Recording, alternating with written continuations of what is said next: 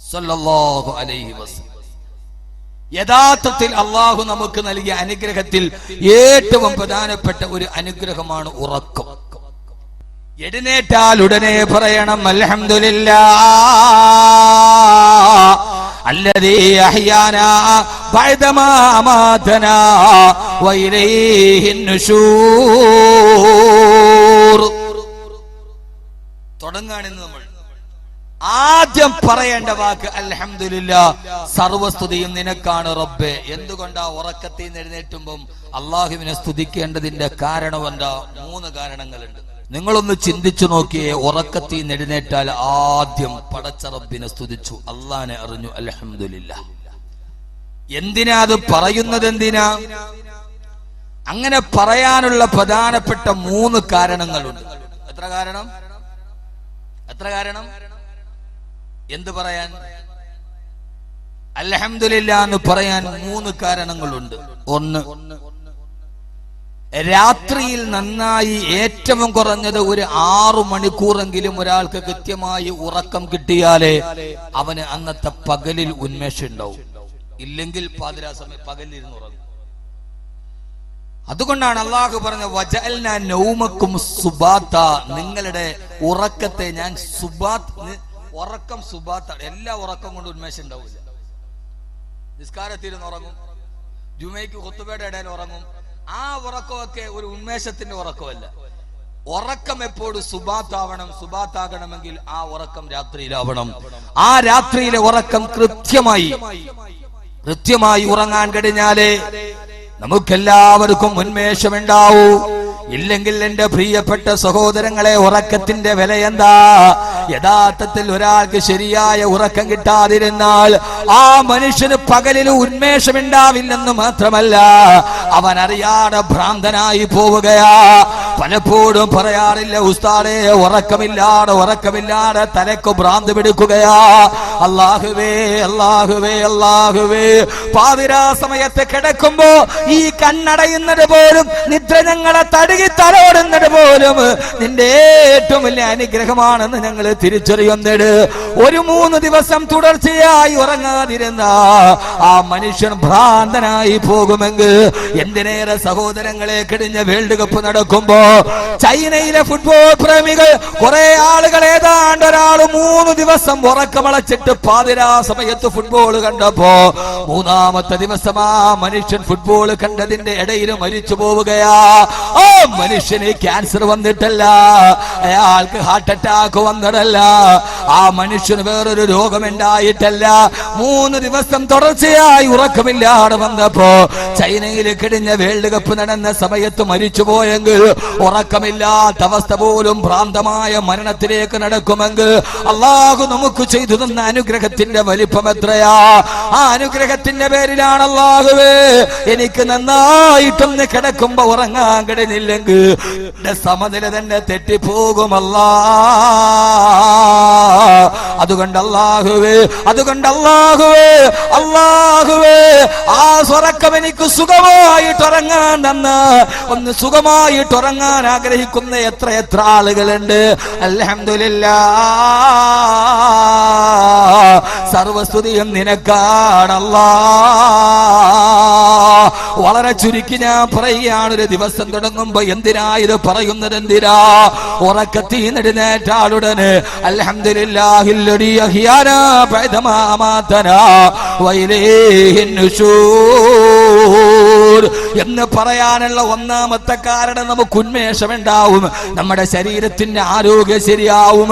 2-ാമത്തെ കാരണം എന്താണെന്നറിയോ? 2-ാമത്തെ കാരണം എന്റെ പ്രിയപ്പെട്ട ചെറുപ്പക്കാരെ ശ്രദ്ധിച്ചു കൊള്ളുക. 2-ാമത്തെ കാരണം എന്താ? ആദരവായ പ്രവാചകൻ നബി മുഹമ്മദ് മുസ്തഫ സല്ലല്ലാഹു അലൈഹി വസല്ലമ പറയുകയാ, അന്നൗമ അഖുൽ മൗത്, ഉറക്കം മരണത്തിന്റെ സഹോദരനാ, ഉറക്കം മരണത്തിന്റെ സഹോദരനാ, ഉറക്കം മരണത്തിന്റെ സഹോദരനാ. നീ ഒരു മരണം കഴിഞ്ഞെഴുന്നേറ്റതാണ്, നിന്റെ ജീവിതത്തിലെ ഒരു മരണം നടന്നുകൊണ്ട് കഴിഞ്ഞിരിക്കുകയാ. എന്റെ ശബ്ദം കേൾക്കാനെത്തിയ എന്റെ പ്രിയപ്പെട്ട പെങ്ങള്, പാതിരാ സമയത്ത് ഇശാ നമസ്കാരം കഴിഞ്ഞ് കിടപ്പറയിലോട്ട് പോയി കിടന്ന രാവിലെ എഴുന്നേൽക്കുന്നത് വരെ ഓരോ ദിവസവും ഓരോ മനുഷ്യനും ഒരു പ്രാവശ്യം മരിക്കുന്നുണ്ട്. ആ മരണം എപ്പോഴാത് ഉറക്കം ഒരു മരണമാ എന്ന് പറയാനുള്ള കാരണം എന്താ? ഇത് ബാക്കവി വെറുതെ പറഞ്ഞതല്ല. അള്ളാന്റെ വിശുദ്ധമായ ഖുർആൻ പറയട്ടെ, നമ്മളെല്ലാവരും വീടിന്റെ ഉള്ളിൽ രാത്രിയിൽ കിടന്നുറങ്ങുമ്പോ, ഭാര്യയുടെ അടുത്ത് കിടക്കുമ്പോ, മക്കളെ കെട്ടിപ്പിടിച്ച് കിടക്കുമ്പോ നമ്മൾ അറിയാത്തൊരത്ഭുതം നടക്കുന്നുണ്ട്. ജീവിതമേ ഒരത്ഭുതമാണ്, അത്ഭുതമേ ഈ ജീവിതം. ആരും അറിയാതെ പോരേടത്തെ പള്ളിക്കല് ഗണപതി നടയുടെ ഭാഗത്തുള്ള വീട്ടിൽ കിടന്നുറങ്ങുമ്പോ ആ സമയത്തൊരു വലിയ അത്ഭുതമായ കർമ്മം നടക്കുന്നുണ്ട്. എന്താണെന്നറിയോ? അള്ള തന്നെ പറയുന്നുണ്ട് ഖുർആനിലൂടെ, ഇത് വാറോല പറയുന്നതല്ല. നമ്മളെല്ലാവരും ഉറങ്ങിക്കഴിയുമ്പോ അള്ളാഹു പറയുകയാണ്, അള്ളാഹു യതവഫൽ അൻഫുസ ഹീന മൗതിഹാ വല്ലതീ ലം തമുതു ഫീ മനാമിഹാ ഫയുംസികുല്ലതി ഖലാ അലൈഹിൽ മൗത് വയുർസിലുൽ ഇലാ അജലിൻ മുസമ്മാ. അല്ലാഹ് പറയുകയാണ്, അല്ലാഹു യതവഫൽ അൻഫുസ ഹീന മൗതിഹാ, പാതിരാ സമയത്ത് ഉറങ്ങുന്ന സമയത്ത് അല്ലാഹു ഓരോരുത്തരെയും മരിപ്പിക്കുകയാ. നമ്മൾ കിടന്നുറങ്ങുമ്പോ നമ്മുടെ ശരീരത്തിന്റെ ആത്മാവ് അള്ളാഹുവിന്റെ അടുക്കലേക്ക് അള്ളാഹു തിരിച്ചു വിളിക്കുമ്പോ ഓരോരുത്തരെ, ഞാൻ ഉറങ്ങുമ്പോ അഹമ്മദ് കബീറിന്റെ റൂഹിന്, നിങ്ങൾ ഉറങ്ങുമ്പോ നിങ്ങളുടെ ആത്മാവിനെ അള്ളാഹുവിന്റെ അടുക്കലേക്ക് അള്ളാഹു വിളിക്കുമത്രേ. അള്ളാഹു പറയുകയാണ്, വല്ലതീ ലം തമുതു ഫീ മനാമിഹാ ഫയുംസികുല്ലതീ ഖലാ അലൈഹിൽ മൗത്. ആരുടെ മരണമാണോ പാതിരാ സമയത്ത്, അന്നത്തെ പാതിരാത്തിരവന് മരിക്കണമെന്ന് അള്ളാഹു തീരുമാനിച്ചിട്ടുണ്ടെങ്കിൽ ആ റൂഹ് പിന്നീട് ശരീരത്തോട്ട് തിരിച്ചു വരില്ല. അള്ളാഹു പറയുകയാണ്, പടച്ചറപ്പിന്റെ അടുക്കലേക്ക് വിളിക്കുമ്പോ പിന്നെ ആ റൂഹ് വരില്ല മോനെ, രാവിലെ എഴുന്നേക്കാൻ നിനക്ക് കഴിയില്ല. ചില റൂഹുകളെ അള്ളാഹു തിരിച്ചു വിടില്ല, ആ രാത്രിയിൽ തന്നെ മരിപ്പിക്കുകയാ. അതല്ല വയുർസിലുൽ ഉഖ്റാ ഇലാ അജലിൻ മുസമ്മാ. ചില റൂഹുകളെ അല്ലാഹു തിരിച്ചു പറന്നു വിടും. രാവിലെ എഴുന്നേറ്റ് ഒരു പകല് കൂടി നിന്റെ ആയുസ്സിലുണ്ടാവട്ടെ, അന്ന് രാത്രി വീണ്ടും തിരിച്ചു വിളിക്കും. പോരേടത്തെ പ്രിയപ്പെട്ട ചെറുപ്പക്കാരാ, പാതിരാ സമയത്ത് നിന്റെ വീടിന്റെ ഉള്ളിൽ നീ കിടന്നുറങ്ങുമ്പോ നിന്റെ ആത്മാവ് പടച്ചറപ്പിന്റെ അടുക്കലേക്ക് പോവുകയാ. അതിനെങ്ങാനും അല്ലാഹു തിരിച്ചിനി ആ ശരീരത്തിൽ വീണ്ടെന്ന് തീരുമാനിച്ച രാവിലെ അന്ന് ലോഹറിന് നിന്റെ മയ്യത്തിന്റെ കുടിമോനെ പോരേടത്തെ പള്ളിയുടെ ഖബർസ്ഥാനിൽ കുരുക്കപ്പെടും. പാതിരാ സമയത്ത് സെക്കൻഡ് ഷോയും കണ്ട് കള്ളുകുടിച്ച് വീർത്ത വയറുമായി കിടത്തുറങ്ങുന്ന എന്റെ പ്രിയപ്പെട്ട മുസ്ലിം ചെറുപ്പക്കാരാ, മദ്യപിച്ച കള്ളും വയറ്റുള്ളിൽ കിടന്നിട്ട് മരന്ന് കിടക്കുമ്പോ ഓർക്കുന്നുണ്ടോടാ പൊന്നുമോനെ, എന്റെ റൂഹ് പടച്ചറപ്പിന്റെ അടുക്കലേക്ക് പോവുകയാ. അല്ലാഹു തിരിച്ചു വിടണ്ടെന്ന് തീരുമാനിച്ച ഒരു മുഴുക്കുടിയനായ രീതിയിൽ നീ പടച്ചറപ്പിന്റെ മുമ്പിൽ മരിച്ചു വീടുകയാ. നിന്റെ ഖബറിന്റെ അവസ്ഥ എന്താ? നിന്റെ പരലോകത്തിന്റെ അവസ്ഥ എന്താ? മരണമെന്ന് പറഞ്ഞാൽ അതും ആ ഉറക്കമെന്ന് പറഞ്ഞാൽ അത് മരണത്തിന്റെ സഹോദരനാണെന്ന് ഹബീബായ നബി മുഹമ്മദ് മുസ്തഫ സല്ലല്ലാഹു അലൈഹി വസല്ലമ. വീണ്ടും വിചാരത്തിന് തയ്യാറെടുക്കുക. സെക്കൻഡ് ഷോയും കഴിഞ്ഞ് മദ്യപിച്ചിട്ട് വീട്ടിലോട്ട് വരുമ്പോ ഒരു തുള്ളി മദ്യം വയറ്റുള്ളിൽ കിടന്നിട്ടാ എഴുന്നേക്കാ കടിയില്ല മോനെ, തിരിച്ചു വരില്ലടാ മോനെ. ആരടി മണ്ണിലേക്ക് പോകും ചെറുപ്പക്കാരാ. അതുകൊണ്ട് അല്ലാഹു പറയുകയാ, അല്ലാഹു യതവഫൽ അൻഫുസ ഹീന മൗതിഹാ. ആ സമയത്ത് ചില ആളുകളെ ഞാൻ മരിപ്പിക്കുമെന്ന്. അതുകൊണ്ടാണ് അല്ലാഹുവിന്റെ റസൂൽ ഇപ്രകാരം നമ്മോട് പറഞ്ഞത്. രാവിലെ ശരീരത്തിൽ നിന്ന് ആത്മാവ് വന്ന് രാവിലെ കണ്ണു തുറന്നെഴുന്നേക്കുമ്പോ ഒരു ദിവസം നിന്റെ മക്കളെ ഒന്നുകൂടി കാണാൻ കഴിഞ്ഞാൽ, ഭാര്യ ഒന്ന് കാണാൻ കഴിഞ്ഞാൽ, ആ സമയത്ത് പറയണം, അല്ലാഹുവേ അൽഹംദുലില്ലാഹ്, സർവസ്തുതിയും നിനക്കാണ് റബ്ബേ. അല്ലദീ അഹ്യാനാ ബഅദമാ അമാതനാ വഇലൈഹിൻ നുശൂർ. റബ്ബേ, ഒരു മരണം കഴിഞ്ഞ് നീ എന്നെ എഴുന്നേൽപ്പിക്കുകയാണ്. ഈ എഴുന്നേൽക്കല് താൽക്കാലികമാ. അവസാനം നിന്റെ അടുക്കലേക്ക് ഞാൻ തിരിച്ചു വരുമല്ലാ. അല്ലാഹുവിന്റെ വിശുദ്ധമായ ഖുർആൻ. അതുകൊണ്ട് മരണത്തിന്റെ സഹോദരന ഒരു മരണം കഴിഞ്ഞിട്ട് എഴുന്നേൽക്കുകയാണ്. രാവിലെ ഉറക്ക വിളിച്ചു എഴുന്നേറ്റില്ല. കാരണം എന്താ? അവരെത്രയോ ആരോഗ്യത്തോടു പോയി കിടന്നവരാ. രാവിലെ പാതിരാ സമയത്ത് ഉറക്കത്തിന് പോകുമ്പോ അവരെത്ര കീർത്തിയുള്ളവരാ, അവരെത്ര ആരോഗ്യമുള്ളവരാ. പക്ഷേ രാവിലെ തട്ടി വിളിക്കുമ്പോ വാപ്പാടെ ശരീരത്തിന്റെ ചൂട് നഷ്ടപ്പെട്ടു പോയി. എവിടെയാന്നറിയില്ല. എന്റെ പ്രിയപ്പെട്ട സഹോദരങ്ങളെ, കഴിഞ്ഞ റമളാനില് മണക്കാട് ജുമാ മസ്ജിദിൽ ഞാൻ ജോലി ചെയ്യവേ, മണക്കാട് സെൻട്രൽ ജുമാ മസ്ജിദിന്റെ പ്രസിഡന്റിന്റെ പ്രിയപ്പെട്ട അതിന്റെ പ്രസിഡന്റ് അൽഫ അബ്ദുൽ ഖാദർ ഹാദി അന്നത്തൊരു മരണത്തിന്റെ കഥ പറഞ്ഞെന്നോട്. വൈകുന്നേരം അന്നത്തെ തിരുവനന്തപുരത്തെ പ്രശസ്തമായ ഏറ്റവും വലിയ സംഘടനയായ മുസ്ലിം അസോസിയേഷന്റെ പ്രസിഡന്റ് റിട്ടയർഡ് IAS കാരനാ. തലേ ദിവസം അദ്ദേഹത്തിന്റെ വീട്ടിൽ വന്ന് സൽക്കരിച്ചപ്പോ വെജിറ്റേറിയൻ ഭക്ഷണമാ. അയാൾ പറഞ്ഞു, എനിക്ക് വെജിറ്റേറിയൻ അല്ല, നാളെ വൈകുന്നേരം ഞാൻ വരും, ആ സമയത്ത് എനിക്ക് ഏറ്റവും നല്ല നോൺ വെജിറ്റേറിയൻ ഭക്ഷണം ഉണ്ടാക്കണം, മാംസത്തിന്റെ ഭക്ഷണം.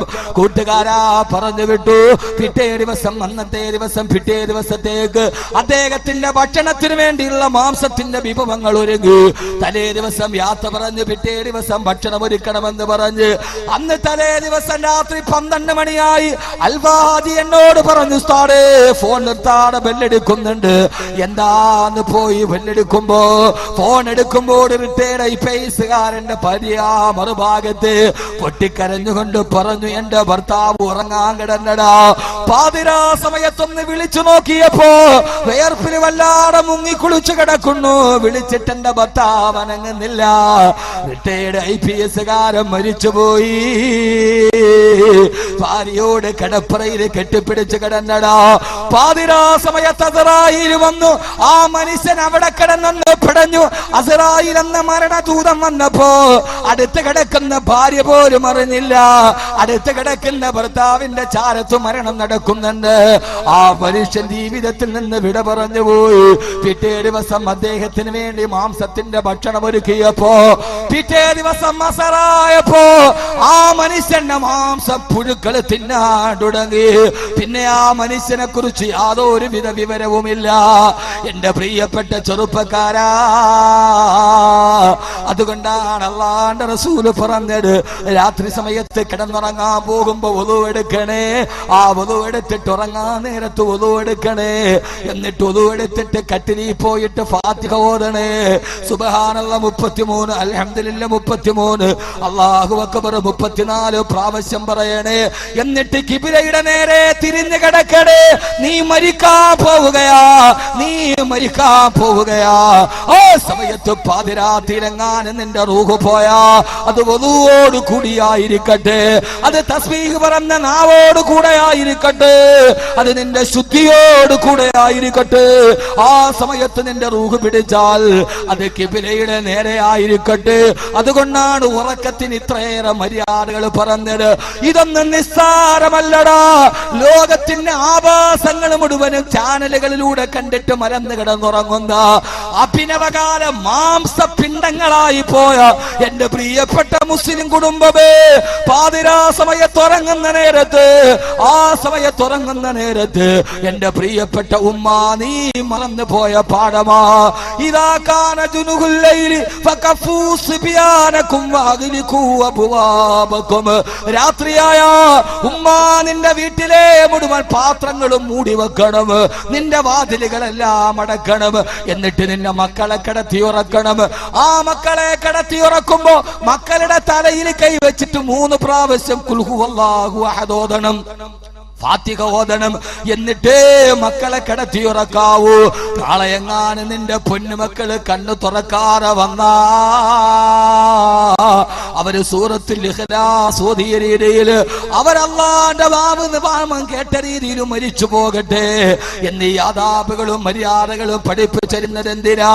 കാലഘട്ടത്തിന്റെ അനുസ്യൂതമായ പരിഷ്കാരത്തിന്റെ പ്രവാഹം വന്നപ്പോ എല്ലാം വലിച്ചെറിഞ്ഞ പെണ്ണ് പാതിരാ സമയത്തുറങ്ങാൻ പോകുമ്പോ ആ സമയത്ത് ഐഡിയ സ്റ്റാർ സിംഗർ കണ്ട്, നിന്റെ ഒടുക്കത്തെ സീരിയൽ കണ്ട് ആ സമയത്ത് നപുംസകത്തെ പോലെ കിടന്നുറങ്ങാനല്ല, ഖുർആനോദി ഒളുവെടുത്ത് കിബിലക്ക് നേരെ അല്ലാഹുവിന്റെ റസൂലിന്റെ പേരിൽ സ്വലാത്ത് ചൊല്ലിയിട്ട് കിടക്കണം. കാരണം മരിക്കാൻ പോവുകയാ. ഒരാള് പറഞ്ഞു നിന്റെ മരണം ഉറപ്പാ, അരമണിക്കൂറിന്റെ ഉള്ളിൽ നീ മരിക്കും. ആ സമയത്ത് നീ ചെയ്യാവുന്നത് എന്തൊക്കെയുണ്ടോ? ഇതാ ഒരു ചെറിയ മരണം വരാൻ പോകുന്നു, നിദ്ര നിന്നെ തടുകി തലോടാൻ പോകുന്നു. രാവിലെ സൂര്യകിരണത്തിന് അരുണോദയം, നാളെ കിടക്കിന്റെ നവസ്ഥരീര സൂര്യോദയം കാണുമോ? അസ്തമയ സൂര്യന്റെ ചെഞ്ചായം മാറുമോ? നാളത്തെ ഭൂമിയുടെ ചരമഗീതം ഞാൻ കേൾക്കുമോ? നാളത്തെ കിളി പാട്ട് പാടുമോ? നാളത്തെ കുയിലിന്റെ നാദം എന്റെ ചെവിയിൽ ഞാൻ കേൾക്കുമോ? അതല്ല നാളെ രാവിലെ ഞാൻ കേൾക്കുന്നത് എന്റെ ഭാര്യയുടെ പൊട്ടിക്കരച്ചിലാകുമോ? എന്റെ മക്കളുടെ പൊട്ടിക്കരച്ചിലാകുമോ? ഫനാദാക്കൽ ഹബീബ് ഫലം തുജിബു വഖുർബുക ഫി ദുനിയാ സരീഉൽ ഇജാബതി. അല്ലാഹുവേ അല്ലാഹുവേ അല്ലാഹുവേ, കിടപ്പറയിലേക്ക്